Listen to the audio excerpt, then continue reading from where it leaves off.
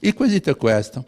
Sei d'accordo, in base al diritto internazionale delle Nazioni Unite, al raggiungimento delle libertà del popolo sardo con l'indipendenza? Questo è il quesito. Dottore Meloni, 69 anni, terralbese di Ittiri, autotrasportatore e indipendentista, sogna un carico di 15.000 firme per il suo referendum e ha consegnato alla sua bandiera quello più pesante, una condanna a 9 anni per il complotto separatista.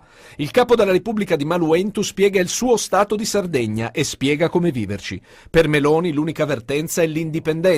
Non chiede infrastrutture, abbiamo strade, porti e aeroporti che altri non hanno, ma condivide l'aria che tira nel confronto con lo Stato. I partiti si sono svegliati, bene il voto in Consiglio regionale. Ed è lì che Meloni compirà la sua rivoluzione. Si parte dal referendum e si approda al nuovo partito che lo rappresenta. Un partito non più trasversale, dice Meloni, che potrà arrivare al 51% in Consiglio regionale. Esatto, il Consiglio regionale fa un ordine del giorno reale e dice: vogliamo l'indipendenza, per cui vogliamo trattare con l'Italia il passaggio programmato di tutto quanto fra l'ex democrazia italiana, Repubblica Italiana, col nuovo Parlamento, come è successo in Groenlandia.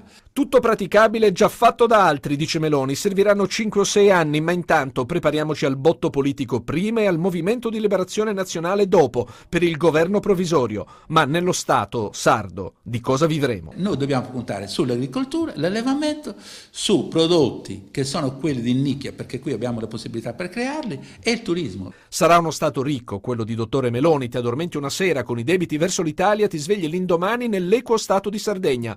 Lui che già non paga le tasse a uno Stato straniero, l'Italia, non polemizza con i separatisti separati. Gli interessa l'unità dei sardi, pochi e dimenticati.